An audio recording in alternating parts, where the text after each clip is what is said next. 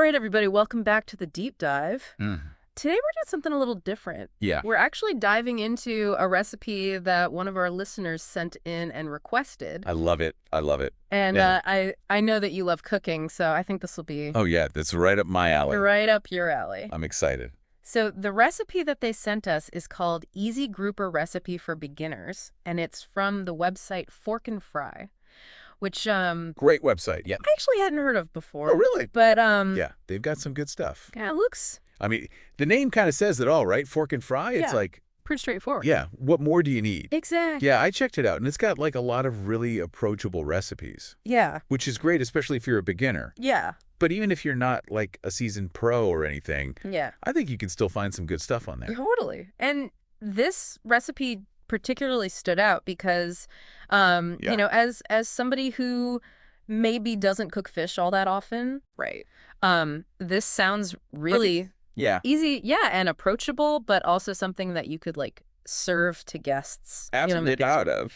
yeah, it's got that like kind of elegance to it, but Yeah. without being overly complicated. Totally. And they advertise it as being ready in under 30 minutes. So Yeah. I think that's always a plus Huge bonus. for a weeknight meal. For sure. So why don't we go ahead and dive into this recipe Let's do it. and see what it's all about. Okay. So first up, it calls for 4 grouper fillets, approximately 5 ounces each. Okay. And right off the bat, it says to pat the fillets dry.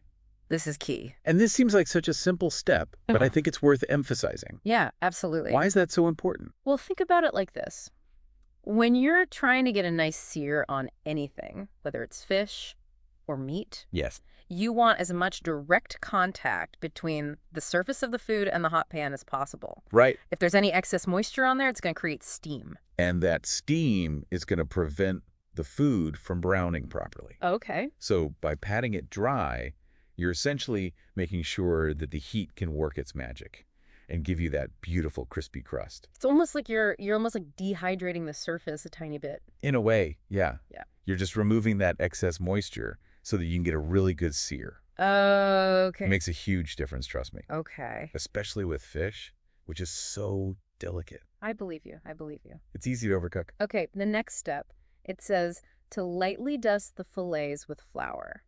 Another good trick. What's the purpose of that? So the flour does a couple of things. Okay. First, it helps to create a slightly rougher surface on the fish, which again promotes browning. Okay. It also absorbs any lingering moisture that you might have missed when you were patting it dry. Yeah. And finally, it adds a subtle nuttiness to the flavor, which is really nice. No, interesting. Yeah. So it's not just about the texture. It actually contributes to the flavor as well. So we're getting like kind of a triple benefit. It's a little thing that makes a big difference. And then after that, we season with just salt and freshly ground black pepper. Keeping it simple, I love it. Yeah. Can't go wrong with the classics. Nope. Especially when you're working with fresh, high-quality ingredients. Yeah. You don't want to mask the natural flavors. Yeah. Salt and pepper just enhance what's already there. Yeah. And freshly ground pepper makes a huge difference. Yeah, I agree. I agree. I'm a big proponent of freshly ground pepper. Oh, me too. It's got that like bright aroma that you just can't get from the pre-ground stuff. Totally. And it's like, you know, it's like one of those small things that just Yeah. makes it feel like you put in a little extra effort. Exactly. It's like you're a real chef, Exactly. Exactly. even if you're just making a simple weeknight dinner. So the fish is all prepped and ready to go. All right, let's cook it. Now it says to heat a large skillet over medium-high heat Okay. with olive oil and unsalted butter. I love that combination.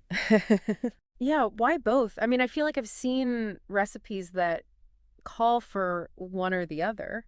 Yeah, you definitely can use just one or the other, Right. but using both is like a little chef's trick. Okay. Olive oil has a higher smoke point, which means it can handle the heat Yeah. without burning, which is important for getting that good sear. Okay. But butter brings so much flavor and richness. Right. And it helps to create a beautiful golden brown color. Yeah. So it's really the best of both worlds. And is there a particular type of butter that you would recommend, or is it just any unsalted butter? I mean, any good quality unsalted butter will work. Okay. You just want to make sure it's unsalted because you're adding salt separately. Got it. But if you want to get fancy, you could use like a European style butter, Okay. which has a higher butter fat content. Yeah. That'll give you an even richer flavor Nice. and a silkier texture. Okay, so you heat up the olive oil and the butter, and then it says to wait until the butter melts and becomes frothy. Yeah, that's your cue. that the Yeah. pan is hot enough and the Yeah. butter is ready to go. What exactly are we looking for there? So you'll see the butter go from solid to liquid, and then it'll start to bubble up and create like a foam on the surface. Okay. That's the frothiness. So it's kind of like when you're making clarified butter. It's similar, yeah. Okay. But in this case, you're not cooking it down as much. Got it. You just want to get to that point where the water content has evaporated Yeah. and you're left with concentrated butter fat. Okay, and that's what's going to help get that really nice browning. Exactly. Okay. It's all about that beautiful golden brown crust. All right, so now our pan is hot. All right. We've got the butter frothing away. Yep. Time for the fish. Do it. So it says to cook the fillets for 3 to 4 minutes per side until golden brown and opaque. All right, so opaque might be a new word for some folks, Yeah. especially if you haven't cooked a lot of fish before. Right. Basically, it just means that the fish is cooked through. Okay. Raw fish is kind of translucent. Yeah. You can almost see through it in parts. Right. But as it cooks, the proteins change, and it becomes solid and white all the way through. Okay. So you're looking for that nice, even white color. So there should be no more translucence.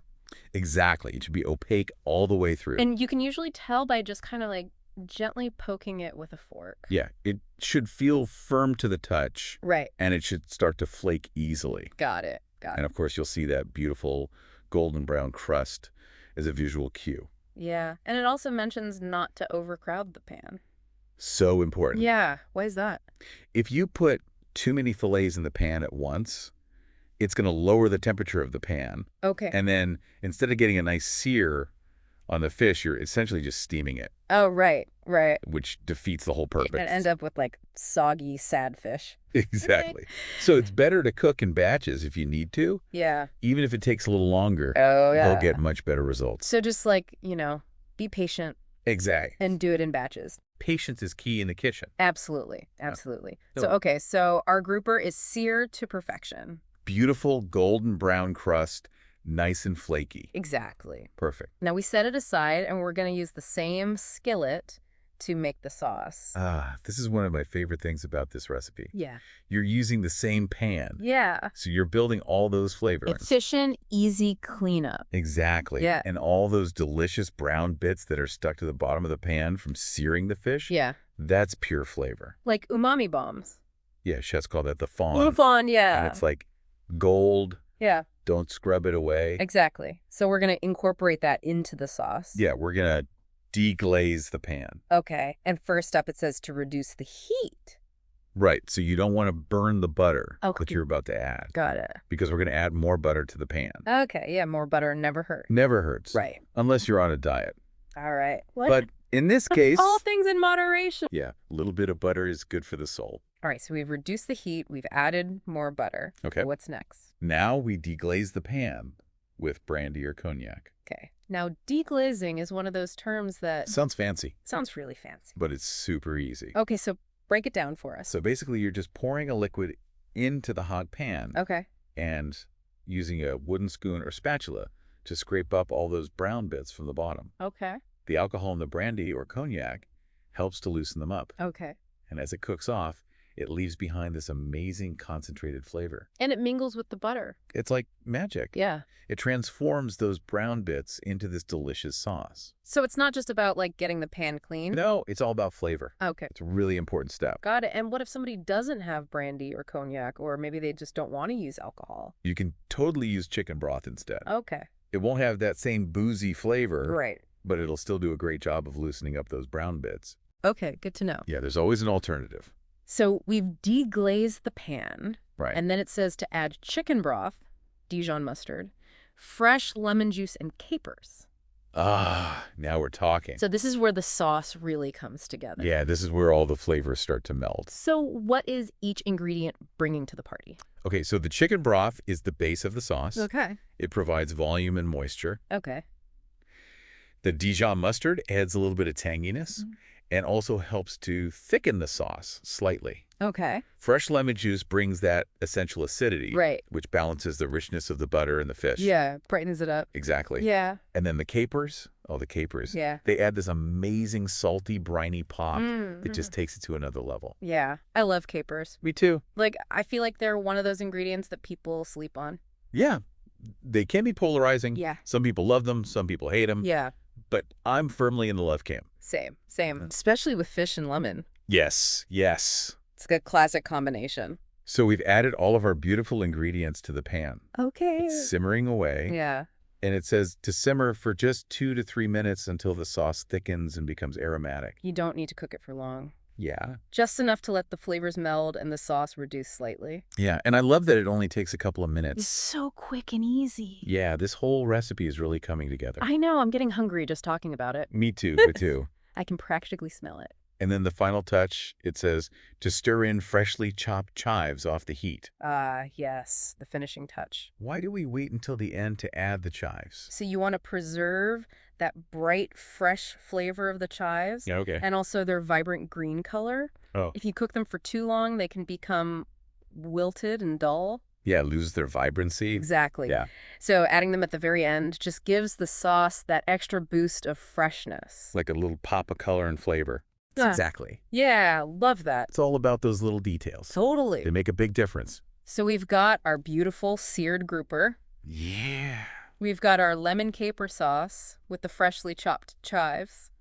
Looking good? Time to plate it up. Let's eat. So the recipe suggests generously drizzling the sauce over the grouper. Make sure you get plenty of those capers in there. Yes, and then a little sprinkle of extra chives. Yeah, for garnish. And maybe a lemon slice. Yeah, a little squeeze of lemon juice right before serving is always nice too. Oh, yeah, that's a good idea. Just to brighten up those flavors even more. So this is a dish that you could honestly, Totally. serve at a dinner party. Absolutely. It's elegant enough for company. Yeah. But easy enough for a weeknight meal. Totally, totally. And I love that it's a healthy option.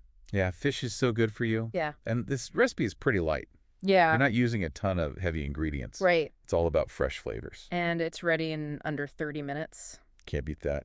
which is a huge selling point for me. For me too. So if you are listening and this has Pique your interest. piqued your interest in cooking grouper, Yeah. I highly recommend checking out the full recipe on Fork and Fry. Yeah, they have a great website Yeah. with tons of other recipes and tips. Yeah. It's definitely worth a visit. And if you do try this recipe, we would love to hear from you. Yes, please let us know how it turns out. You can leave a comment on our website. Or on social media. Yeah. We love hearing from our listeners. We love seeing pictures of your creations. Yeah, show off your culinary skills. Exactly. And if you have any questions or tips of your own, Yeah. feel free to share those as well. We're all about building a community here. Absolutely. So thank you so much for joining us for this deep dive into the easy grouper recipe for beginners. Yeah, thanks for listening.